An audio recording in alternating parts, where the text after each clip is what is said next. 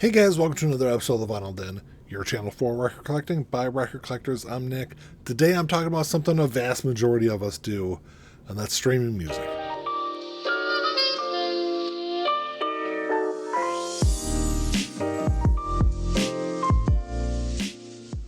There's a bunch of links down below. You got links for the Vinyl Den Facebook group, for the merch page, for the Spotify and Apple Music playlist that I put together every week, and the Patreon page. So make sure you check all that out. Like always, if you enjoyed the episode, make sure you give me a thumbs up, hit that subscribe button down below, and make sure you hit that notification bell so you're notified every time I release new episodes. So music has changed a lot over the last 25 years, really starting with the whole digital revolution in the late 90s and early 2000s with Napster and LimeWire and torrent sites and all those other illegally downloading websites that we had.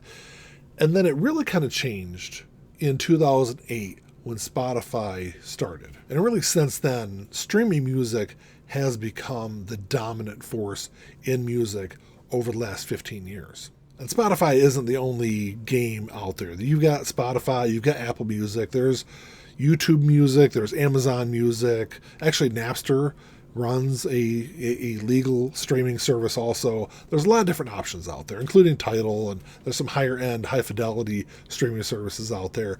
But streaming has really become the absolute dominant force in music. But how has that really changed the rest of the industry and music overall? I think streaming is largely responsible for the way that music really feels disposable nowadays.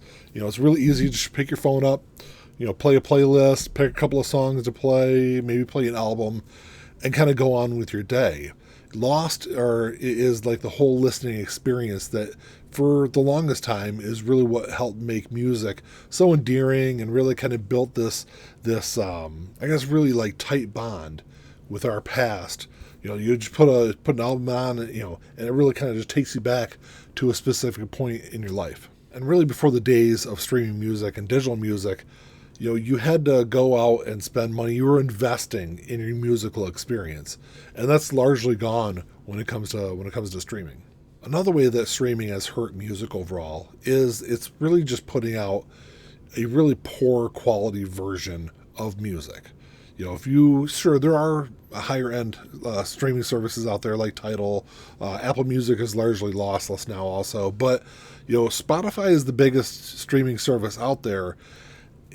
Just if you listen to Spotify, you listen to the same song on Spotify, and you put on a CD or a record and listen to that same song, there is a night and day difference in sound quality between the physical version of that song and what you're getting on Spotify. And there's even been several albums I've talked about on the channel here over the last couple of years where I've even said, look, if you don't like this album the way it sounds on your streaming service, you have to listen to a physical version of it because the physical version sounds so much better. It's so much richer than what you're getting off of a streaming service.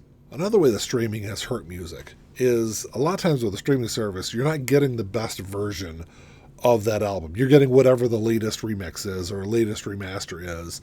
And a lot of times you go back and listen to like an older pressing of an album or even like older CDs from like the 90s. A lot of times those are far superior mixes than what remasters or remixes are coming out nowadays. I guess I'm sidestepping the whole big elephant in the room, and that is the fact that streaming services just aren't, for the most part, paying musicians. The bigger streaming services out there, they're paying fractions of a penny per stream, and unless you're one of the top musicians in the world, you're really not making anything off of your music. And that's why it's so important to buy physical copies of albums to really kind of help support the musicians, because they're just not getting it through streaming services. I know what you're saying. I know what you're going to say in the comment section. Hey, I use streaming services because it's convenient. And that's true. I stream music a lot when I'm in my car, when I'm out cutting the grass. But when I actually sit down and have a quality listening experience, it's either going to be vinyl or CD.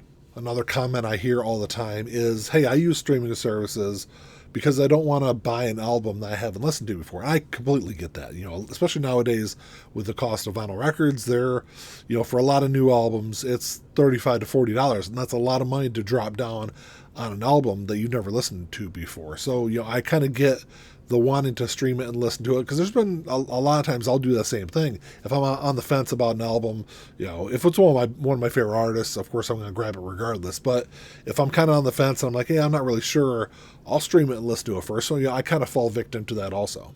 And I know that streaming services can be a useful tool. It does help me discover new and interesting music to listen to almost every week.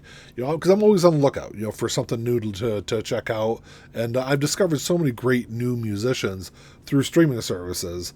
But I will say that a lot of times, if I really enjoy their album, I'm going to buy it on CD and vinyl anyway. And I think ultimately, one of my big issues with streaming services, and I've already kind of touched on it a little bit, is that it's just so damn easy. You lose that physical connection to your music. You lose that financial investment in your music. I can't tell you how many times I've had conversations with people, and I'm like, hey, what's your favorite band? And they're like, oh, well, I'm not really sure. I don't really listen to it like that, because a lot of people nowadays, especially younger people, that didn't grow up with physical formats of their music or physical forms of their music. For a lot of times what they're doing is they're just putting on music in the background. It's during their day. They're just working around listening to that music. They're not really paying that much attention to what they're listening to. I completely understand that this could come off as, angry man shaking fist at clouds, but I just don't like the way that music has really changed as a result of streaming. I get it. Like I said, it's the ease of use and it's convenient. But I think overall, or in the long run, it's doing more damage to music and bands and the music industry than any good that's doing. And I just thought of one last big reason that I think music has been hurt by streaming services, and that's just the absolute flood of music on the market. Anyone can release anything. You don't need to go in a recording studio and record something. You can just record it in your bedroom and release it online and through Spotify. And, there's so many different avenues to release music. It's almost like music overload to the consumer. And I totally understand that, streaming music is not going away anytime soon. It's going to be the dominant force for the foreseeable future. But like I said, hopefully, musicians can start making a little bit more money off of streaming, which I know is going to raise the price of streaming services. And they're already expensive, especially compared to what they were, 10 years ago. But, hopefully, physical formats, CD, vinyl, kind of continue to make inroads into what streaming has built over the last decade and a half. And to be completely honest, I'm not getting rid of my Apple Music subscription either. I've said multiple times that it's probably something I'll have, until I'm no longer on this earth. But as I've watched streaming kind of, balloon into this behemoth in music, I started to see so many different issues within music. I think that kind of relates back to streaming, the birth of streaming, and how streaming has altered the music industry overall. Well, that's all I got for you today, guys. Thanks for checking the show out. Make sure you drop me a comment down below. Let me know what you guys think of streaming. Do you guys see it as an evil necessity that you have to have in your life because of convenience, because of discovering new music? Or, I know there's a lot of people out there that have dropped streaming services over the last couple of years and gone strictly back to listen to physical versions of their albums. So let me know what you guys think. Like always, if you enjoyed the episode, make sure you give me a thumbs up. Hit that subscribe button down below. That's all I got. Until next time, keep on spinning. Peace.